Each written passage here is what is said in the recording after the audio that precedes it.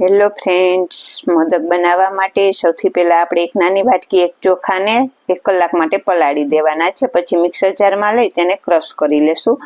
આ રીતે તેની સરસ સ્મૂથ પેસ્ટ બનાવી અને તૈયાર કરી લેશું. હવે એક પેનમાં દૂધ ગરમ મૂકીશું. દૂધ ગરમ થાય એટલે જે આપણે ચોખાની પેસ્ટ બનાવેલી છે તે ઉમેરીશું અને તેને સારી રીતે મિક્સ કરી લેશું. હવે થોડાક દૂધમાં 1 ચમચી આપણે કસ્ટર્ડ પાવડર ઉમેરીશું અને તેને સારી રીતે મિક્સ કરી દૂધમાં ઉમેરી દેશું અને પોણી વાટકી ખાંડ પણ ઉમેરી દેશું અને બધી વસ્તુને સારી રીતે મિક્સ કરી અને સરસ આ રીતે ઘટ થાય ત્યાં સુધી કૂક કરી લેશું.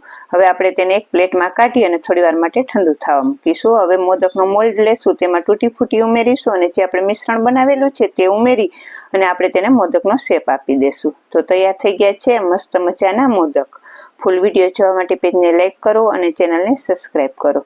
તો માત્ર એક નાની વાટકીમાંથી આટલા બધા મોદક બનીને તૈયાર થઈ ગયા છે. તો તૈયાર છે ગણપતિ બાપાને પ્રિય એવા